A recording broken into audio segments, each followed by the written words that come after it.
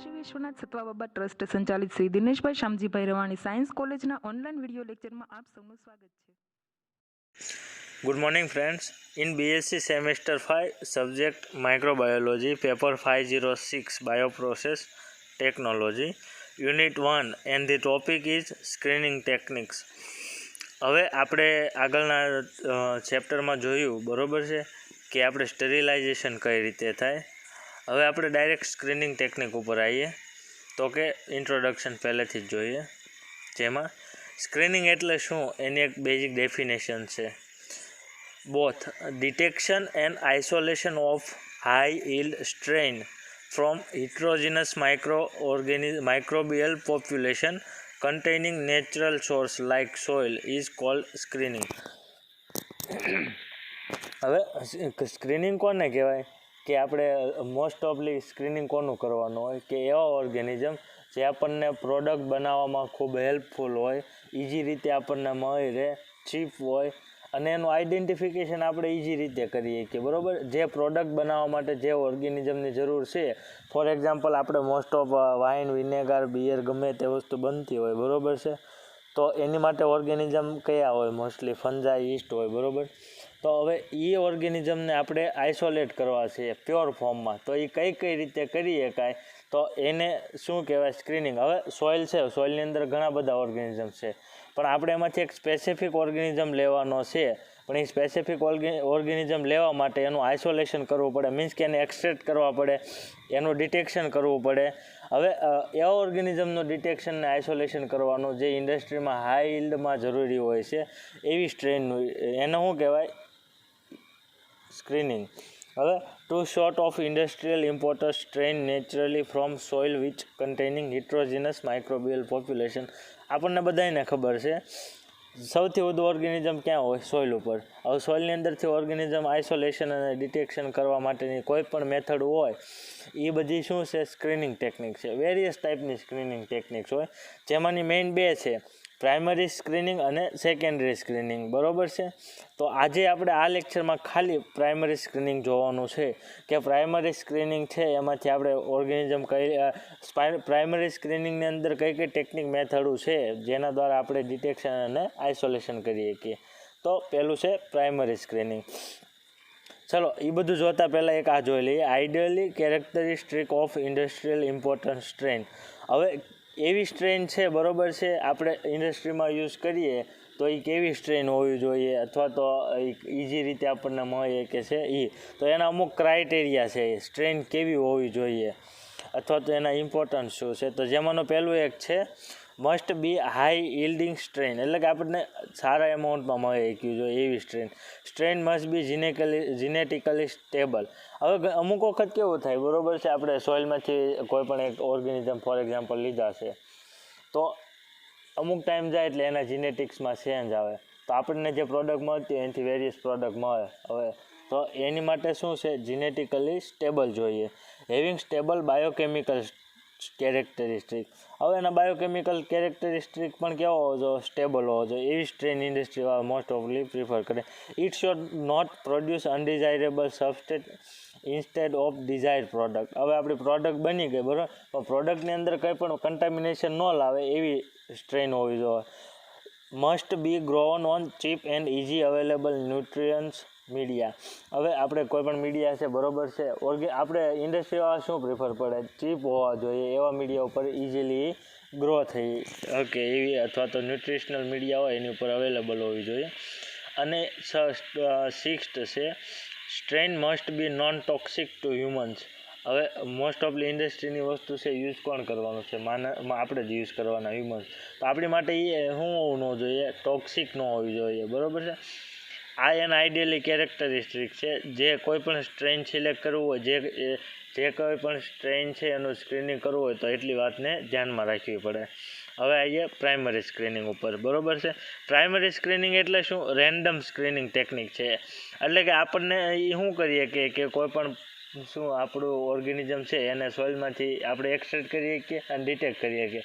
Further એની ઉપર કોઈ પણ પ્રોસેસ ન થાય. પ્રાઇમરી સ્ક્રીનિંગની અંદર એવી ટેકનિક આવે કે જેની અંદરથી આપણે ઓર્ગેનિઝમ્સને ખાલી આઇસોલેટ અને ડિટેક્ટ કરીએ છીએ બરાબર.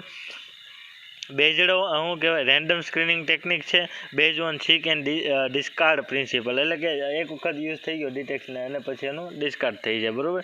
It does not give idea about product and quantity. હવે પ્રાઇમરી સ્ક્રીનિંગ છે, બરાબર, એમાં આપણે ક્વોલિટી અને ક્વોન્ટિટી નથી જોઈ શકતા. ખાલી શું થઈ શકે છે એ કેટલા એમાઉન્ટમાં છે, અથવા તો એમાઉન્ટ તો ના જાણીએ કે એની ક્વોન્ટિટી અને ક્વોલિટી, આપણે ખાલી એનું આઇસોલેટ કરી શકીએ છીએ. Primary screening is carried out of first from heterogeneous microorganism source. હવે જરૂરી છે કોઈ પણ ઇન્ડસ્ટ્રીમાં પહેલું પ્રાઇમરી સ્ક્રીનિંગ જ થાય ને, એની પછી શું થાય સેકન્ડરી સ્ક્રીનિંગ. એટલે કે પ્રાઇમરી સ્ક્રીનિંગનો ફાયદો શું થાય કે જે હિટ્રોજીનસ પોપ્યુલેશન હોય, ફોર એક્ઝામ્પલ સોઇલ છે, એની અંદર ઘણા બધા ઓર્ગેનિઝમ છે, તો એમાંથી આપણને ખાલી ઓર્ગેનિઝમનો એક સ્ટ્રેન આપણે એબ્ઝોર્બ કરી શકીએ અથવા તો લઈ શકીએ પ્રાઇમરી સ્ક્રીનિંગમાં.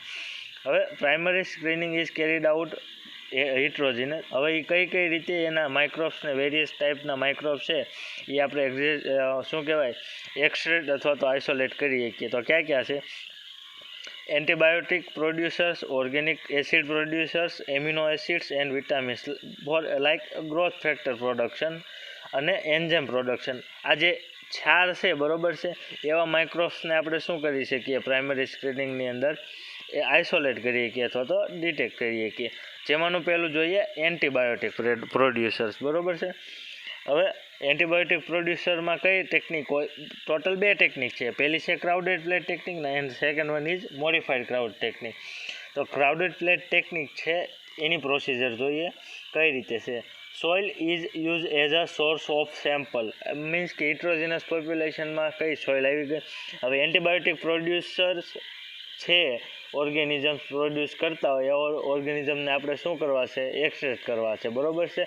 તો એની માટે કઈ ટેકનિકનો યુઝ થશે? ક્રાઉડેડ પ્લેટ ટેકનિક અથવા તો મોડિફાઈડ. હવે મોડિફાઈડ ક્રાઉડેડ પ્લેટ ટેકનિકનો યુઝ થાય. તો સોઇલ ઇઝ સિરિયલી ડાયલ્યુટેડ. હવે સિરિયલ ડાયલ્યુશન શું છે એ આપણને ખબર હશે, બરોબર છે. તો સોઇલને શું કરવાનું છે? સિરિયલ ડાયલ્યુશન અલગ અલગ બનાવવાના છે. 10⁻⁹, 0.8, 0.7 એવા અલગ અલગ 0.1 ml ડાયલ્યુશન બનાવવાના. હવે શું કીધું છે થર્ડ ટોપિક, સોઇલ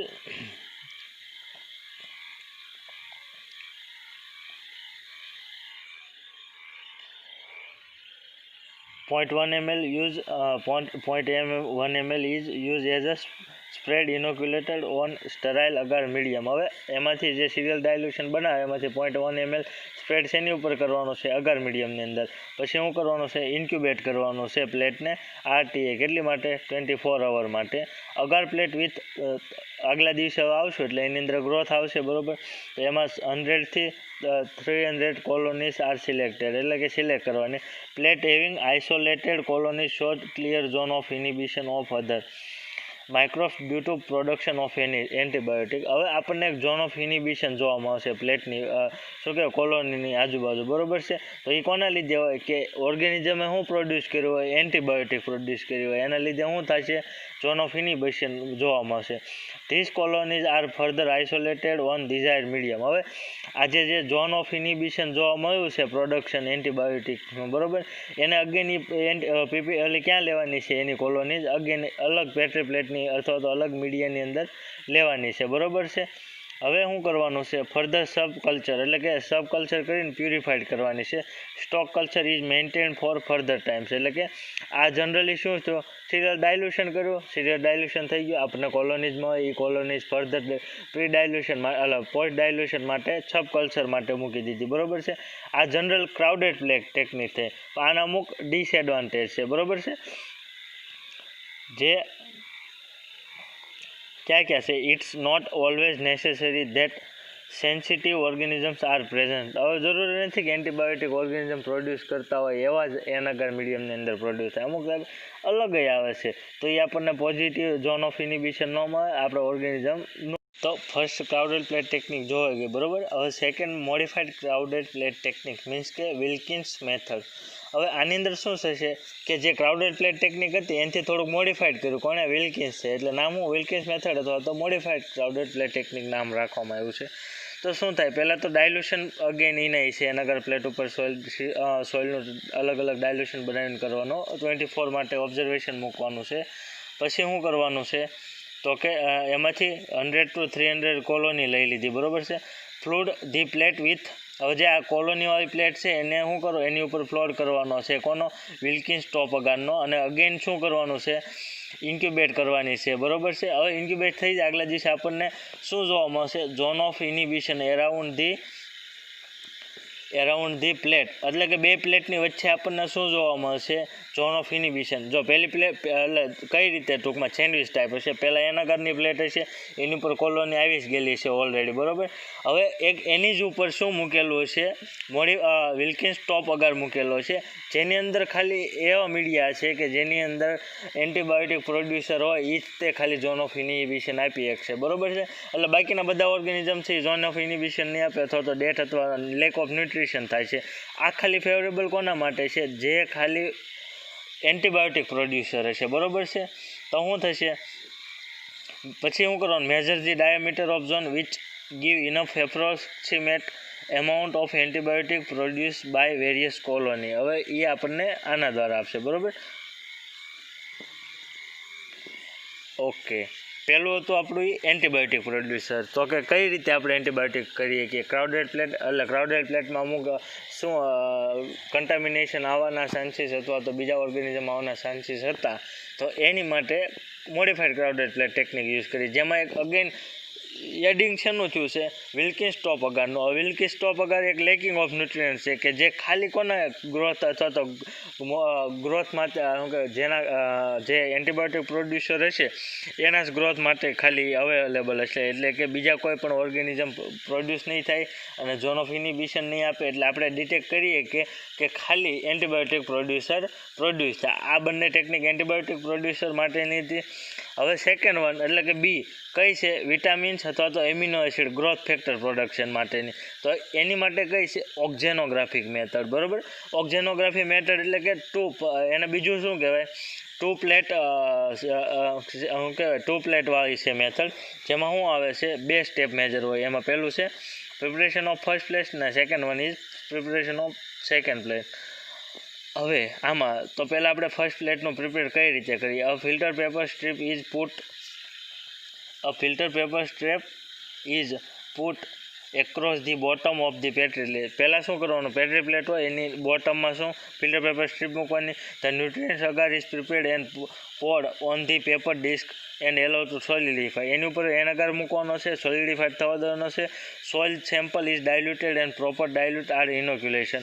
હવે સોઇલ સેમ્પલના વેરી ડાયલ્યુશન બનાવવાનું છે ને એની ઉપર પોર કરી દેવાના. હવે છે main preparation of second plate. તો સેકન્ડ પ્લેટ આ છે મોડિફાઈડ ક્રાઉડેડ પ્લેટ ટેકનિક જેવી ટેકનિક છે, બરાબર. એમાં શું થશે, a minimal media lacking the growth factor is prepared and seeded with the test organism. The seeded medium is produce on fresh petri plate and the plate is allow to set. હવે શું કરવાનું છે, એક minimal media હોય, બરાબર છે, lacking of growth, જેની અંદર ગ્રોથ ફેક્ટર છે એનો શું છે, લેક થતો એટલે કે લેકિંગ હશે, એને શું કરવાનું છે, એની હારે ઓર્ગેનિઝમ એડ કરી દેવાના છે અને એ મીડિયમને એક અલગ પ્લેટ ઉપર શું કરવાનું છે, સેટ કરવાની છે. પછી શું કરવાનું છે, તો કે the growth factor produce on agar can diffuse into lower layer containing test organism. The zone of stimulated growth of test organism around colonies is indicate that the organism produce growth factor extracellularly, બરોબર છે. હવે એમાં શું કરવાનું છે, તો કે growth factor produce on agar can diffuse into lower layer containing test organism. હવે આ પ્લેટ છે, બરોબર છે, એક મિનિટ, આપણી પ્લેટ છે, બરોબર છે. હવે અહીંયા શું કરવાનું, અહીંયા એક આપણે ફિલ્ટર પેપર સ્ટ્રીપ મૂકી દીધી છે, એની ઉપર આપણે શું નાખ્યો, આપણો એનઅગાર નાખ્યો છે, બરોબર. આ પ્લેટની ઉપર એનઅગાર મૂક્યો છે. હવે એક અલગ જ પ્લેટ છે જેની ઉપર શું આપણે સેટ કરવાનું છે, તો કે ફ્રેશ પેટ્રી પ્લેટની અંદર સીડેડ મીડિયમ પ્રોડ્યુસ કરવાનું છે. એક અલગ પ્લેટ લેવાની, એની અંદર organism plus lacking of media જે ખાલી ગ્રોથ ફેક્ટરને પ્રોડ્યુસ કરતા એવા જ કરવાના. પછી બેનું મિક્સ કરી દેવાનું છે, બરોબર છે. કઈ રીતે, તો કે lower layer containing test organism, જે નીચેનો ભાગ છે ત્યાં જ તે ખાલી ટેસ્ટ ઓર્ગેનિઝમ હશે, ઉપરની સાઈડ નહીં હોય, બરોબર છે. આ શેની માટે છે, ખાલી એમિનો એસિડ અને વિટામિન્સ. મેથડ કઈ, ખાલી બે સ્ટેપની જ છે.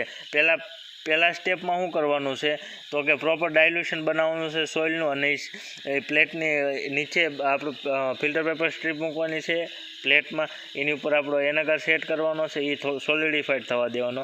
સેકન્ડ પ્લેટ લેવાની છે, એની અંદર એક આપણું એવું મીડિયા લેવાનું જે ખાલી ગ્રોથ ફેક્ટરને પ્રમોટ કરતો, એમિનો એસિડ છે અથવા વિટામિન છે, એટલે કે minimal media lacking the growth factor is prepared and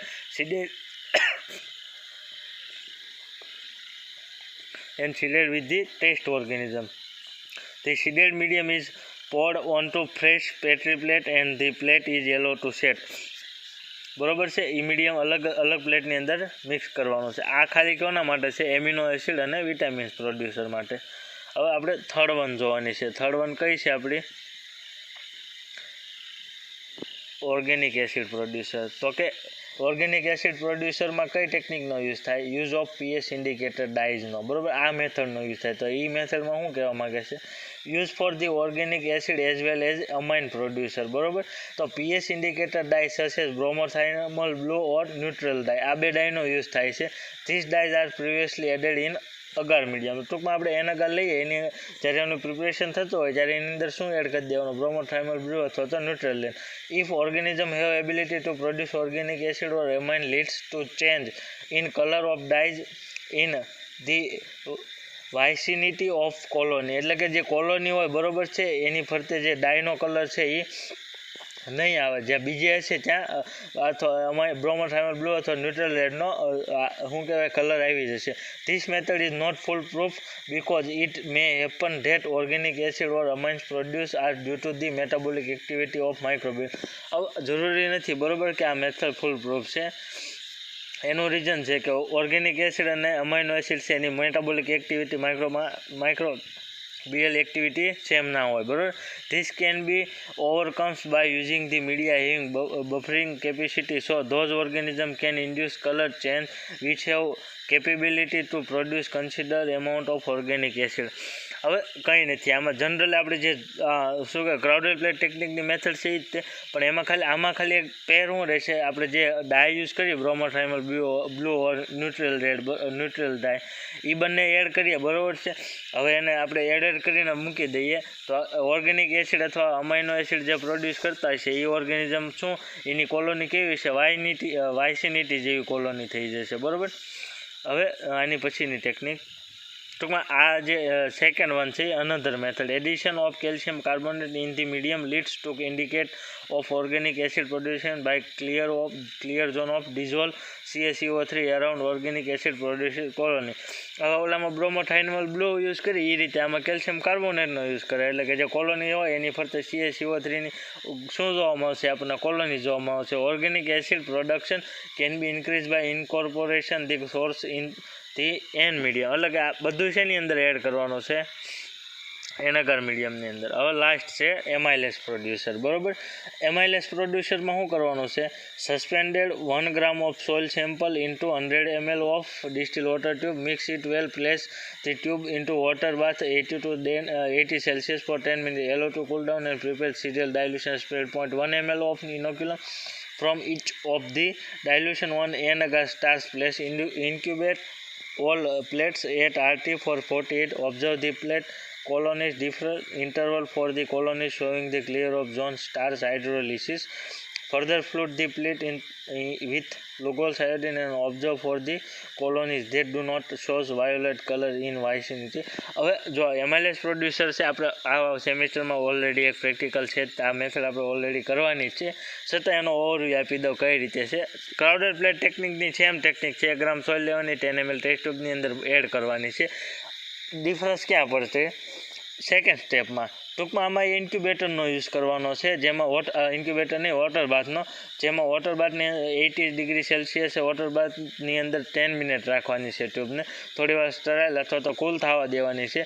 એના અલગ અલગ સિરિયલ ડાયલ્યુશન બનાવવાના છે. હવે એક ખાલી મીડિયમ કયું છે? એન અગાર સ્ટાર્સ અગાર મીડિયમ, એટલે કે સ્ટાર્સ હાઇડ્રોલિસિસમાં આપણે કોલોની જોઈએ તો એન સ્ટાર્સ અગાર પ્લેટનો યુઝ કરવાનો છે. બરાબર, એની અંદર ડાયલ્યુશન બનાવવાનું છે. 48 થી 72 કલાકની અંદર આપણે ઝોન ઓફ ઇનિબિશન જોવાનો છે. શેનો? સ્ટાર્સ હાઇડ્રોલિસિસનો, જે આપણને already clear zone of inhibition starch હાઇડ્રોલિસિસનો જોવા મળશે.